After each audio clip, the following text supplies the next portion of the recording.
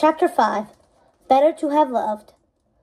August was used to waking up at dawn. He had been forced to become an early riser during his school years and carried on the habit once he returned home. The meat fasts with his father kept him in practice, since court started early. Somehow, though, Martin was already outside when he left the inn. "I saw a short-toed eagle," Martin said, not bothering to keep his voice down since he was the only person on the street. "I walked around the whole place, and there are so many more birds here than on the royal grounds." Bird watching was one of the few things that made Martin smile, and even with the seriousness of everything, August couldn't help grinning in return. "Did you bring your list?" asked August. "You could come back after the end of the week, you know. Perhaps someone else in town likes birds." Music and birdsong weren't so different. Perhaps Oliver enjoyed both. Martin wound his pocket watch and turned around, but August still caught the slight stutter when he spoke. Where is Ella meeting us?" "The market," said August, knowing exactly why Martin brought her up, so he changed the subject.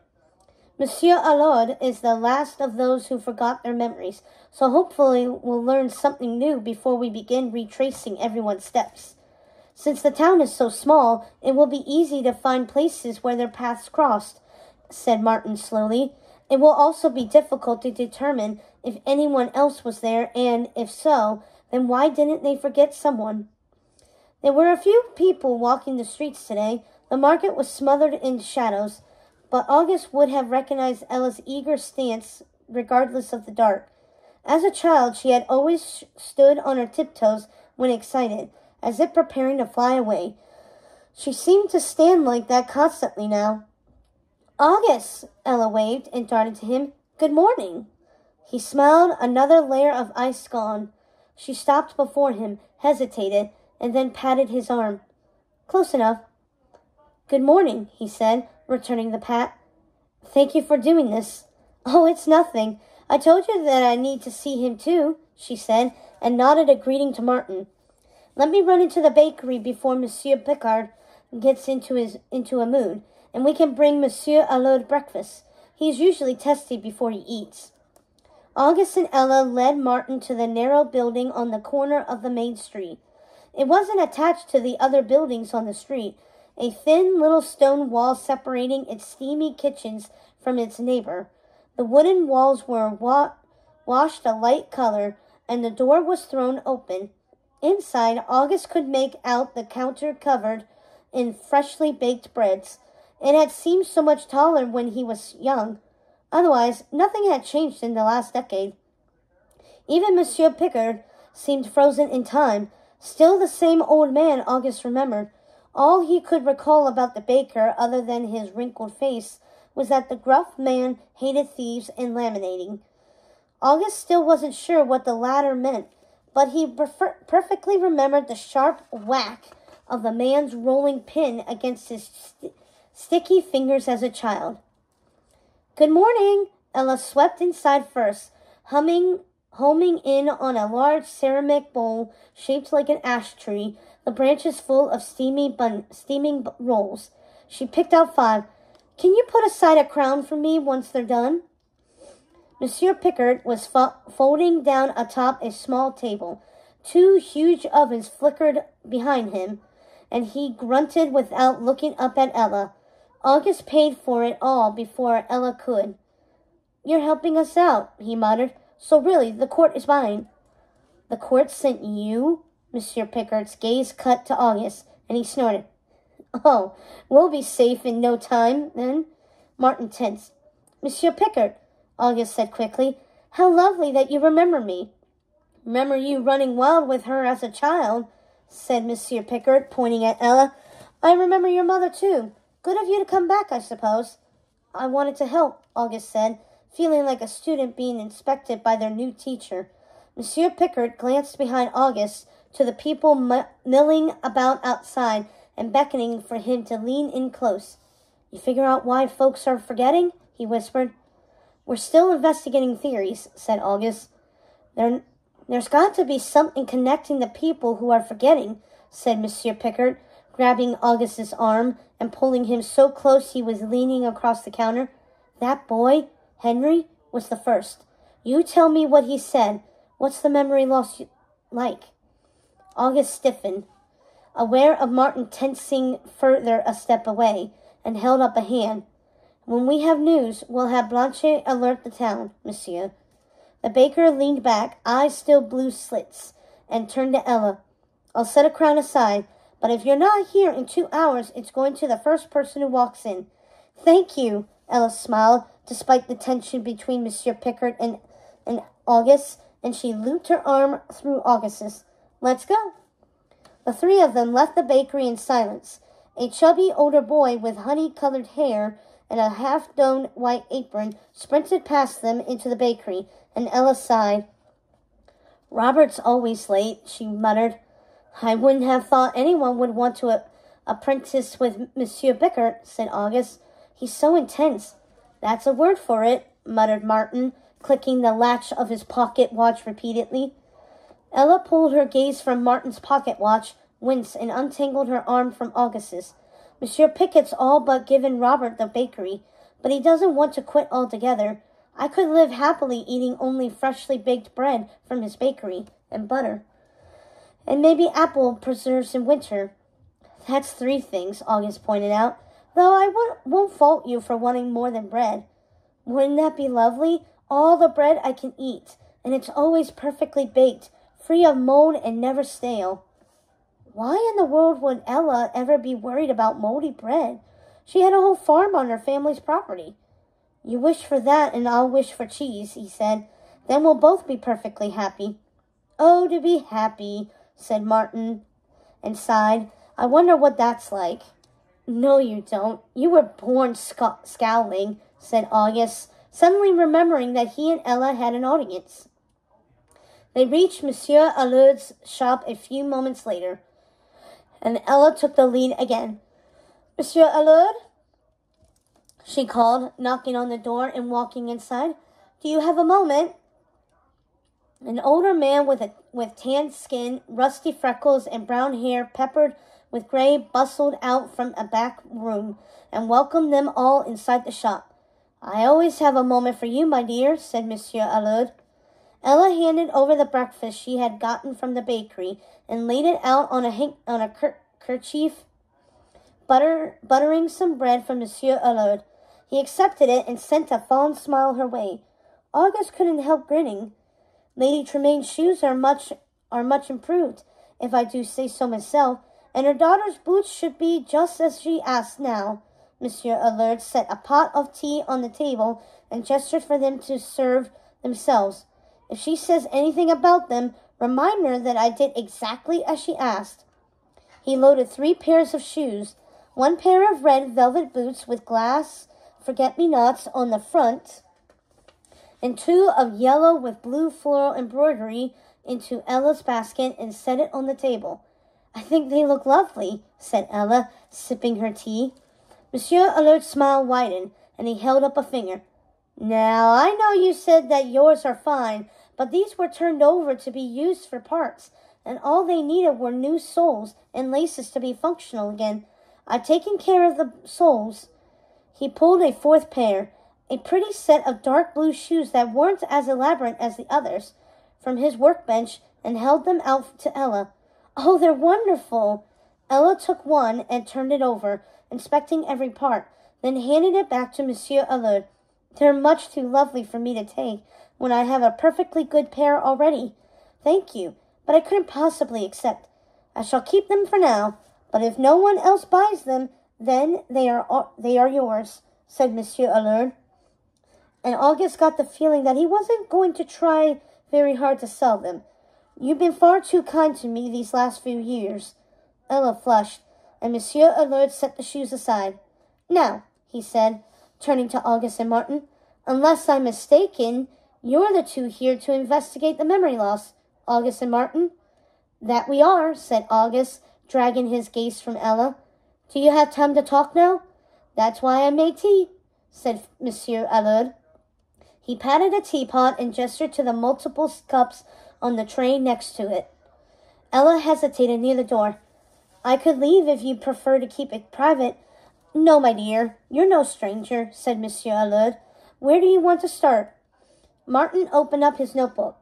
Please describe the day on which you believe you forgot your wife, Denise, in as much detail as possible. Monsieur Allard sighed.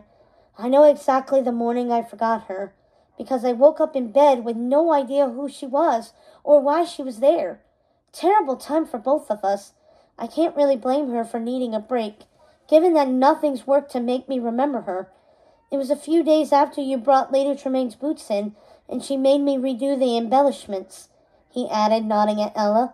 I must have gone through Natalie's whole stock looking for something she'd like before I found those glass forget-me-nots. I remember you leaving them on the steps for me to grab when I returned from a walk, but now I know it was Denise that took them inside and set them on my table. His hands twitched, and Ella handed over a roll. Monsieur Allard picked it apart as he spoke, never eating it but tearing the bread into smaller and smaller pieces as he recounted the day he forgot his wife.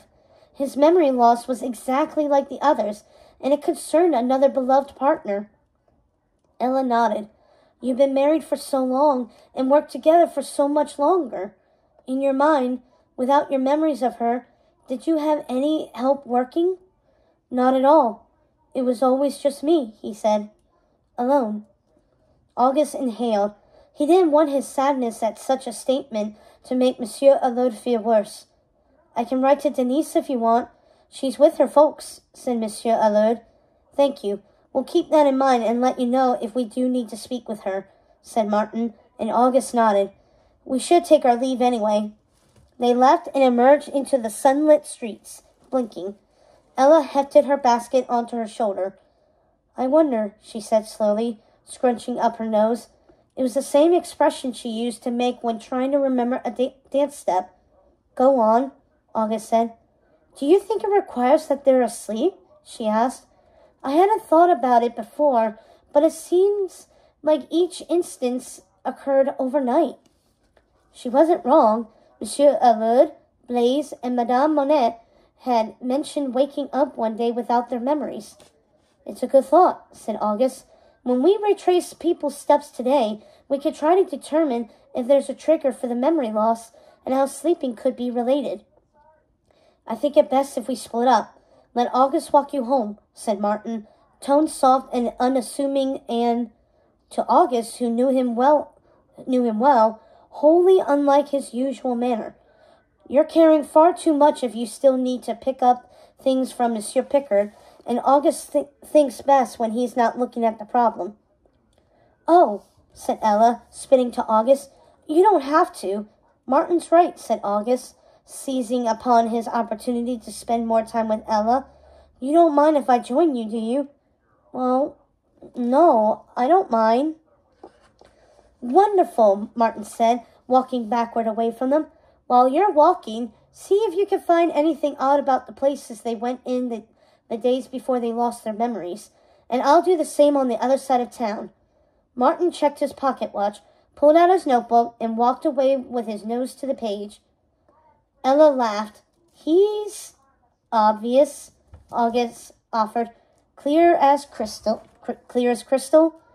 I was going to say focused, said Ella, shaking her head.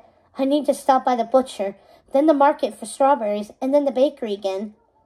Perfect, said August, because the market and the main road are the only places the others went that they have in common. Madame Monet and Blaise visited the market, and Henry and Monsieur Allard walked down the main road. I'm assuming Madame Renaud bought those gloves from someone at the market, but since she won't talk to us, we can't confirm. Perhaps she purchased them from Natalie's, which is off the main road, said Ella, pointing down a side path. She doesn't open until later in the day, though. She keeps the oddest hours. That's definitely possible. The others mentioned gifts from Natalie's as well, so it would be a good place to check out, he said, and silently thanked Natalie. August wanted an hour or two with Ella, and without work. August followed after Ella happily. She spoke of how she was teaching herself accounting to better help care for the estate, how she had finally mastered brewing the perfect pot of tea in her recent attempts to preserve one of her mother's old dresses so that she might wear it later. At the market, they gathered up bones for a beauty concoction for Drizella, purchased strawberries to fade Anastasia's freckles, and traded some eggs for a cut of pork. Ella saved the bakery for last, holding open the door for an older woman. She let Ella go ahead of her. August waited near the door. Monsieur Pickard handed Ella a ring-shaped crown loaf wrapped in cloth and nodded to August. What did Monsieur say, boy? That's between Monsieur Lud and us, said August, trying not to let his dislike for the question show. Monsieur Pickard opened his mouth and leave the woman behind Ella clucked her tongue. Leave him be. She took Ella by the arm and led her outside, gesturing for August to follow. He's gotten so ill-tempered, Ella said once they were outside. I wish he would say why. Never mind him, said the woman. She stopped in the street and shook her head, the white curls falling out of her tie. If he's going to be like that, I don't need any bread today. Thank you, said August, but you didn't need to do that. He trailed off as she stuck out a scarred hand with the nails chewed to the quick. Joan Barton, she said. August took her offered hand, noting the large ring on her finger that matched Blaze's. August, nice to meet you. Well, I'm sure you heard enough about me already, she said. Sorry I missed you yesterday. With everything happening, I've been taking on some odd jobs to keep out of Blaze's hair and my mind off everything. I doubt they consider you in their hair.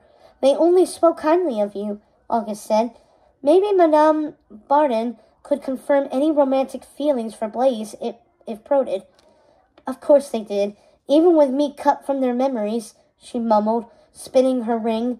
Blaze has always been a smooth talker, but in a good way.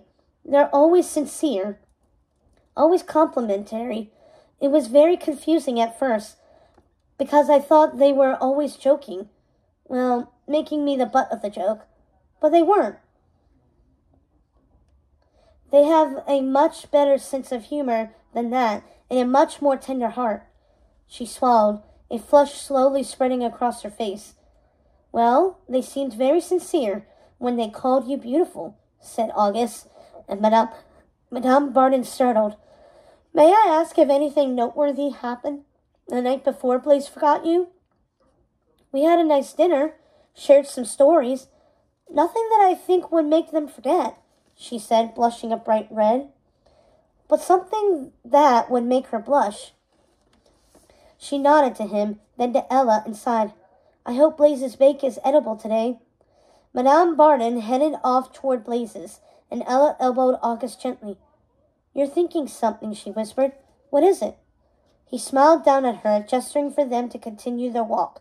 That is between Madame Barton and me. Sure it is, said Ella. You know, I once saw her jump off the roof of the inn. Why? August said aghast. She was demonstrating how to land properly after a fire had trapped some folks upstairs, and they were too scared to jump. And Ella spoke of the town on the walk back home. August was glad to hear about her life in Fresno these past few years, but each tale made his chest ache with a homesickness he hadn't expected. The sight of her home was an even sharper pain. They entered the estate from the back, crossing through the fields that surrounded it. The chateau's sharply slanted towers cut dark figures against the morning sky, standing out starkly against the white stone beneath them. Glass windows glittered in the light, and a spiral of smoke rose from the kitchen's chimney out back. It was exactly how he remembered it, save for the ivy creeping across the front. August glanced at the empty stables near the kitchens. Major, Ella's horse, was sleeping in the shade. Odd how some things don't change, she said. Oh, trust me. Things have changed, said Ella, stumbling into the kitchen and dumping her wares on the large table in the center. See, the walk wasn't so bad. Do you trade off on chores with your stepsisters? He asked. Ella turned away from him and set a large pot of water atop the brick oven, where a low fire burned. They're focusing on their studies right now so that they can debut. Lady Tremaine is very strict with them. Going into town is frankly a nice break from the house. That's good then, August said, glancing around the kitchen.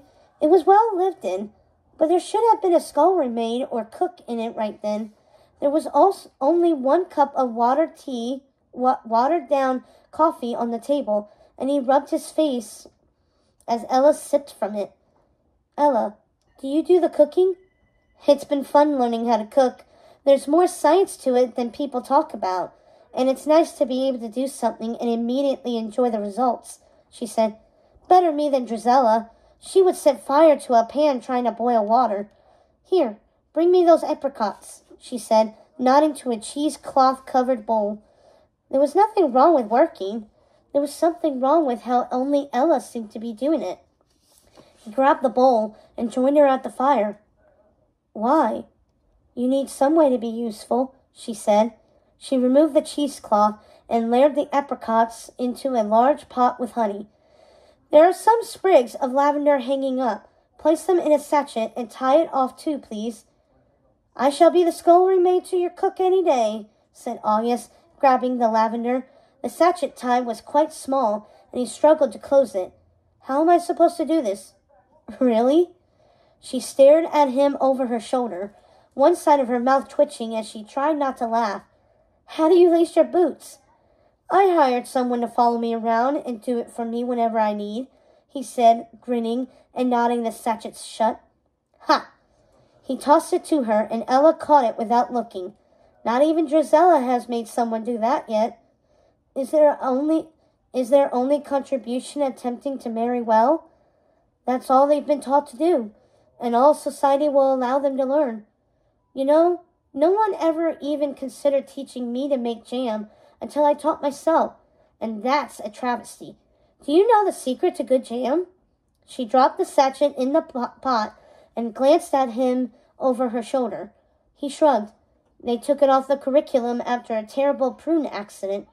She shook her head. Travesties upon travesties. What else can I fail to help with? August asked. Honestly, not much, she said. We're having a late breakfast. Lady Tremaine kept them up all night practicing how to walk in their new gowns. Coffee for her and chocolate for them, with some bread on the side. Lady Tremaine is very strict about everything, including what they eat. Ella bustled around August, and he tried to wrap his mind around the concept of keeping children up late for something like that. He speared a strawberry with a dull knife.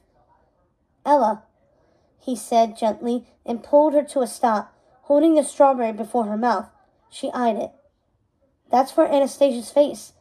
If you don't eat it, it will be on your face, he said, and tapped her nose with it. Ella sighed.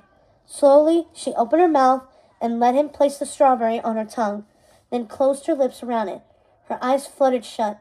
August stilled. Pity they're going on her face, mumbled Ella, licking her lips.